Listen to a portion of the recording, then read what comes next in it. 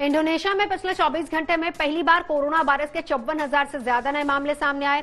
यहां कोरोना का delta variant जमकर कहर बरपा रहा है। इंडोनेशिया कोरोना वायरस संक्रमण के मामले में एशिया का नया हॉटस्पॉट बनता जा रहा है।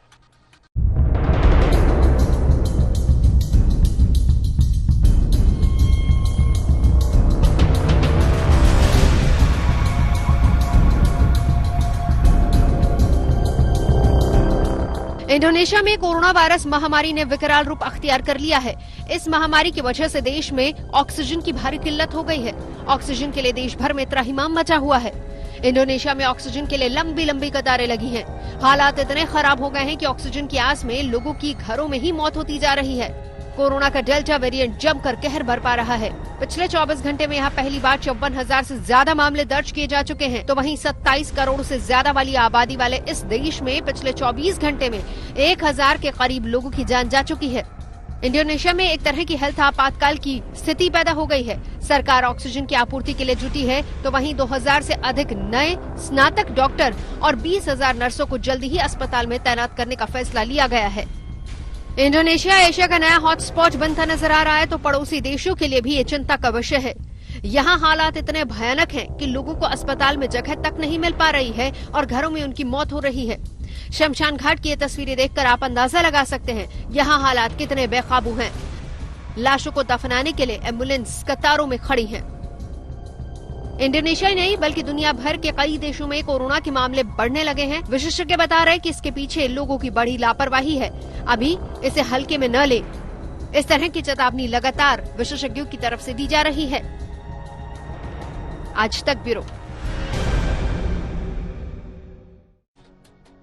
जैकब जुमा की कैद पर दक्षिण अफ्रीका में उबाल जारी है। लूटपाट आगजनी की कई घटनाएं सामने आई हैं और अब तक 70 से ज्यादा लोगों की जान जा चुकी है। हर दिन यहां हंगामा जारी है।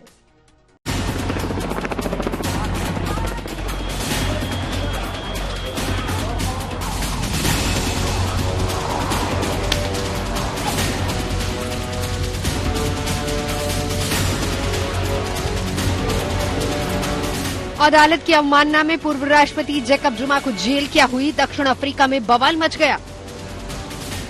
जुमा के समर्थक बेकाबू हो गए। लूटपाट, तोड़फोड़ और आगजनी पर उतारू हो गए। तस्वीरें देखिए, डर्बन की मॉल में किस कदर लूटपाट मची हुई है।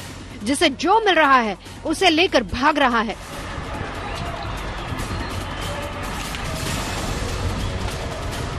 यहाँ हालात इतने बेकाबू हो गए हैं, अब तक हुई हिंसा में 70 से ज्यादा लोगों की जान जा चुकी है। डर्बन की ये तस्वीरें तो बेहद विचलित करने वाली हैं। आग लगने की वजह से डर्बन की सिटी लाइट बिल्डिंग में धुआं ही धुआं नजर आया। ऊपरी मंजिल पर फंसे लोग जान बचाने के लिए छज्जे पर नजर आ रहे हैं। तभी हैरान करने वाली एक और तस्वीर सामने आ जाती है। बच्चे की जान बचाने के लिए एक मां ने उसे नीचे फेंक दिया। गनीमत ये रही कि नीचे मौजूद लोगों ने बच्चे को सुरक्षित लपक लिया। पूर्व राष्ट्रपति जैकब जुमा के जेल जाने के बाद से दक्षिण अफ्रीका में हर रोज उपद्रव हो रहा है। यहाँ हर दिन बड़े पैमाने पर लूटपाट और हिंसा और आगजनी की खबरें सामने आ रही हैं। हालांकि लूटपाट के बीच कुछ राहत की तस्वीर भी सामने आई है। सामुदायिक नेताओं की अपील पर लोगों ने लूट के सामान को लौटाना शुरू कर दिया। तस्वीरें देखिए, लूट के सामान को गाड़ियों में भरा जा रहा है। लोगों का कहना है कि आर्थिक बदहाली ने उन्हें ऐसा करने पर मजबूर किया है। आपको बता दें कि करप्शन के केस में फंसे जुमा को अदालत की अवमानना के मामले में पिछले गुरुवार को 15 महीने की कैद की सजा सुनाई गई थी, जिसके बाद वहां हंगामा शुरू हो गया। आज तक ब्यूरो। फ्रांस की जनता के सम्मान में 14 जुलाई को राष्ट्र दिवस मनाया गया।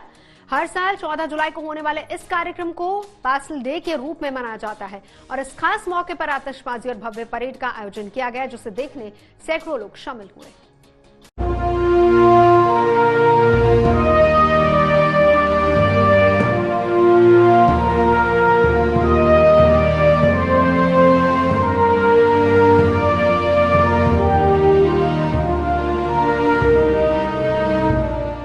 फ्रांस में बास्टिल डे की धूम देखने को मिल रही है। पूरा देश बास्टिल डे के जश्न में डूबा हुआ है। इस मौके पर हवा से लेकर जमीन तक सेना ने अपना जौहर दिखाया। हवा में राफेल विमानों ने अपने करतब दिखाए, तो जमीन पर सेना ने भव्य कदम ताल करके अपनी ताकत दिखाई। आसमान में फ्रांस के फाइटर जेट्स ने कई तरह के करतब दिखाए, जिसमें कई जेट्स ने आसमान में फ्रांस के झंडे के कलर को हवा में बिखेर दिया, जिसका राष्ट्रपति इमानुएल मैक्रों ने तालियां बजाकर स्वागत किया। इस बार बासिल डे के मौके पर रिपब्लिकन गार्ड के 200 घोड़े, 41 प्लेन, 25 हेलीकॉप्टर, 221 वाहन और 4300 सैनिक शामिल हुए। वहीं परेड की सलामी के लिए राष्ट्रपति इमानुएल मैक्रों भी मौजूद रहे। साथ ही कोरोना नियमों का पालन करते हुए कार्यक्रम में दर्शकों को जगह दी गई थी। इतना ही नहीं, देश में भव्य आतिशबाजी का नजारा भी देखने को मिला। एफिल टावर से लेकर फ्रांस की कई ऐतिहासिक इमारतें फ्रांस के नेशनल डे के रंग में रंगी नजर आई। आतिशबाजी से लेकर सेना के कार्यक्रम को देखने के लिए सैकड़ों लोग जमा हुए और इसका पूरा लुत्फ उठाया। तो वहीं राष्ट्रपति मैक्रों ने सेना की सलामी ली। आपको बता दें कि फ्रांस की जनता के सम्मान में हर साल 14 जुलाई को राष्ट्र दिवस बासिल डे मनाया जाता है। 14 जुलाई 1789 को सैन्य किले और जेल के रूप में मशहूर बासिल के पतन का प्रतीक है, जब गुस्साई भीड़ ने उस पर धावा बोल दिया था, जो फ्रांसीसी क्रांति की शुरुआत भी माना जाता है। और जल्दी ही फ्रांस में राजशाही का अंत हो गया था। इसी की याद में हर साल बासिल डे मनाया जाता है। आज तक ब्यूरो।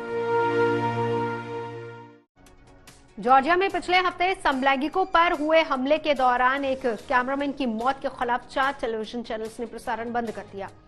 टेलीविजन चैनल्स ने प्रधानमंत्री के इस्तीफे की मांग की है। कैमरामैन की मौत के जिम्मेदार लोगों को सजा दिए जाने की मांग को लेकर रविवार को राजधानी में सैकड़ों लोगों ने प्रदर्शन किया। पिछले हफ्ते प्राइड मार्च के खिलाफ कट्टरपंथियों ने समलैंगिकों के एक दफ्तर पर हमला बोल दिया था और इसी हमले के दौरान कैमरामैन अलेक्जेंडर लश्करोव बुरी तरह से जख्मी हो गए थे। जख्मी कैमरामैन की बाद में मौत हो गई। अब ये मामला तूल पकड़ता जा रहा है। अमेरिका ने भी दोषियों पर कार्रवाई की मांग की है। इससे पहले सरकारी प्रेस कॉन्फ्रेंस के दौरान भी पत्रकारों ने हंगामा किया। वहां वो कैमरामैन के कैमरे के सामने प्रधानमंत्री के इस्तीफे की मांग वाले पोस्टर लेकर खड़े हो गए। दुनिया आज तक में अभी के लिए बस इतना ही। देश और दुनिया की बाकी खबरों के लिए देखते रहिए आज तक।